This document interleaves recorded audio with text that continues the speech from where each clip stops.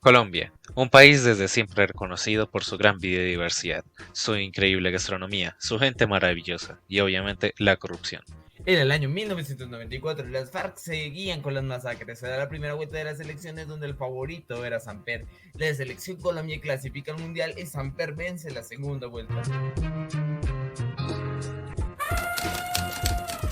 Modelo de un país que con grandes costos y sacrificios ha logrado estructurar y poner en marcha una política coherente y permanente contra el narcotráfico.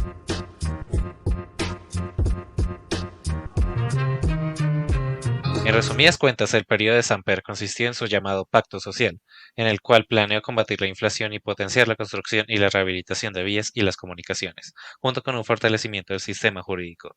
También comenzaron varias negociaciones de paz con los grupos al margen de la ley, además de regular y mitigar el narcotráfico, ya que esta situación está evolucionando a estar en mira de ojos internacionales. La contienda electoral presidencial se define entre dos candidatos, Andrés Pastrana Arango por el Partido Conservador y Ernesto Samper Pizano por el Partido Liberal, ganando este último. Toda la felicidad en el Partido Liberal. El nuevo presidente de la República ya estaba elegido, pero las cosas darían un giro de 180 grados.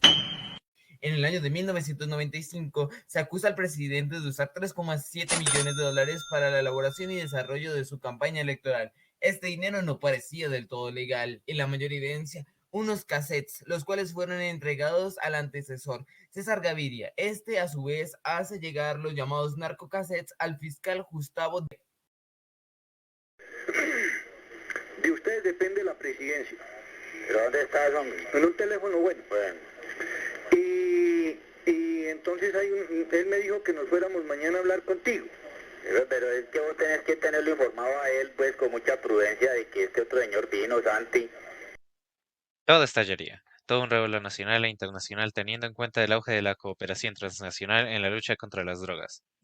De Greff decide no abrir una investigación y tras su salida entra Alfonso Valdís Bielso, que a fines de abril del 95 abre un proceso político a Samper, que fue adelantado por el mismo acusado en la Cámara de Representantes. Finalmente, el 8 de agosto de este mismo año se da inicio al proceso 8000. La fiscalía citaría al presidente, a Botero Sea y a Santiago Medina, intermediario entre el presidente y el cartel de Cali, además de unos cuantos senadores sospechosos. El 13 de diciembre de 1995, la Comisión de Investigación y Acusación falló a favor de la falta de pruebas, pero Sea en 1996 reavivó la llama del proceso tras sus declaraciones. El presidente lo negó, reabriendo el proceso el 20 de febrero del 96, debatiendo la culpabilidad del presidente y la variación de los argumentos de Sea y Medina. Finalmente, tras una votación en la Cámara, el caso de Samper fue archivado, mientras que Sea y Medina fueron encarcelados. Aún en día se sigue dudando de la legitimidad de este proceso. Y eso no es todo, puesto que con el pasar del tiempo se han ido desvelando gran cantidad de verdades sobre la campaña de Samper. Gracias a la investigación del coronel Carlos Velázquez junto con la CIA y a muchos entes de investigación, hoy se puede decir que Samper era consciente de los dineros del cartel de Cali. Es más, hasta se tiene evidencia de un acuerdo entre Botero Sea y los jefes del cartel, el cual tenía 5 puntos, los cuales se cumplieron aunque sea parcialmente. Pero ¿por qué querrían los narcos financiar una campaña política? Pues la respuesta es bastante clara. Los narcos necesitaban asegurar su poder tanto en el gobierno como en el bajo mundo. Es por esto que, pagando la campaña del mismísimo presidente, se asegurarían una deuda que cobrar. Podrían controlar las leyes y la presión ejercida sobre sus actividades desde la cima del poder. Pero no cabe duda de que el cumplimiento de estos puntos y la manera de financiación harían al gobierno de San Pedro relacionarse directamente con el contrabando, sicariato y, como no, el conflicto armado. El nuevo poder que adquirió el narcotráfico gracias a su influencia en el Estado reactivaría a las guerrillas y a los paramilitares, permitiéndoles seguir con sus negocios ilícitos y con la violencia. Económicamente se perdió la ayuda bilateral con excepción de los recursos destinados a causas humanitarias y cooperación en contra del narcotráfico. La Agencia de Créditos para Exportaciones de Estados Unidos dejó de operar en el territorio nacional. El voto negativo en las solicitudes de crédito por parte de Colombia ante el Banco Interamericano de Desarrollo y el Banco Mundial. Desertificación en inversión y turismo a causa de la incertidumbre del país. El ámbito social. El nuevo modelo supuso un cierre de varias empresas, además de condiciones desfavorables. obligando a las empresas a despedir personal. Esto principalmente a que la economía dejó de crecer y por tanto la creación de empleos fue un logro imposible de cumplir. En situaciones de orden público, los grupos al margen de la ley se mantienen. Los insurgentes aprovecharon los problemas por los que pasaba el gobierno para fortalecerse y aumentar sus actos terroristas y de dominación territorial. Los grupos al margen de la ley, las guerrillas, los paras y los narcos realizaban múltiples actos como secuestros, toma de pueblos, masacres, desplazamientos forzados o paros armados. Esto nos deja que el principal afectado es el pueblo, donde en estas circunstancias se vulneran los derechos humanos.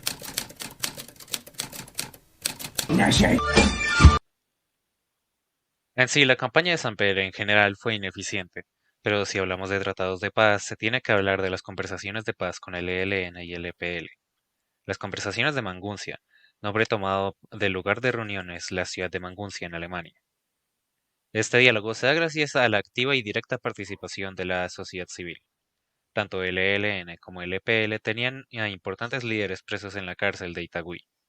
A esta historia entra el señor Maus, ordenado por el gobierno alemán para realizar las negociaciones de paz con el ELN y el gobierno Samper.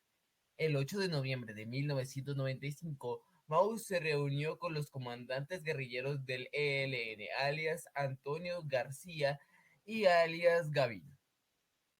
Ya para el año de 1996, Antonio solicitaría con autorización especial un viaje por toda Europa, donde lo más relevante pase en Italia, tras pasar por España, Suiza, Francia, Países Bajos y Noruega. Su parada en la Ciudad del Vaticano concluye con la bendición de la Iglesia a dichas negociaciones. Ese mismo año, Maus regresaría a Colombia junto al embajador alemán para rendirle informe a Samper, pero surgió un problema. Según diversas fuentes, el gobierno alemán quería incluir el narcotráfico en la agenda del plan de paz, a lo cual el gobierno estadounidense se opuso. Este mismo año, los Maus, Werner Maus y su esposa fueron a territorio colombiano por el rescate de una ciudadana alemana, esposa del presidente de la empresa BASF, una empresa de químicos. Posteriormente fueron detenidos por presunto secuestro y extorsión. Al pasar el tiempo, se determinó que se estaba realizando negociaciones clandestinas de los Maus para lograr la paz entre el gobierno colombiano y el ELN, lo cual, tras la controversia y el posterior encierro de los Maus, las negociaciones se pausaron, anulando cualquier avance. Para el año siguiente se habla de la liberación de los secuestrados en mal estado de salud tras discutir un posible cese al fuego.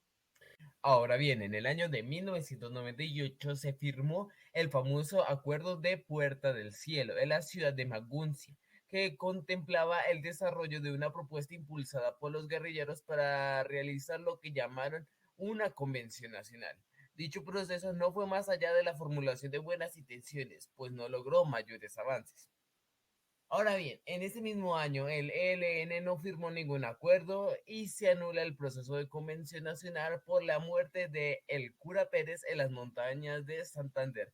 Pero el ELN se comprometería a recibir las conversaciones o a continuarlas y además de proseguir los acuerdos en Madrid. En resumidas cuentas, mediante la resolución número 83, el gobierno del presidente Samper declaró la iniciación del proceso de paz con el ELN y le reconoció carácter político.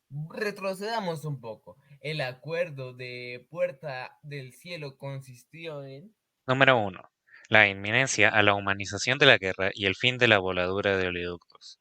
Número 2. Los menores de edad y los mayores de 65 años no serían más víctimas de las cadenas de secuestro. Número 3. Convención Nacional para buscar soluciones por la vía pacífica a los problemas del país. Y número 4.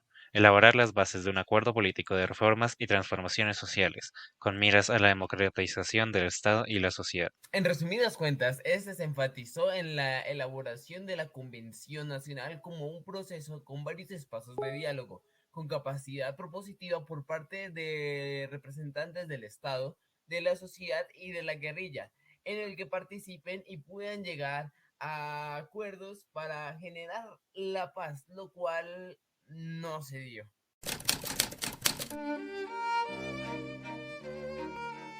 Después de ver cómo el presidente construyó su camino a la presidencia con ladrillos de coca y cómo intentó arreglar y dar paz al país, nos damos cuenta que solo terminó beneficiando a los guerrilleros con un tour por toda Europa. Ante todo esto, nos queda una duda. ¿Qué pretendía Samper con su campaña? ¿Pretendía combatir el narcotráfico y a las guerrillas, pero financiándose del dinero de estos grupos?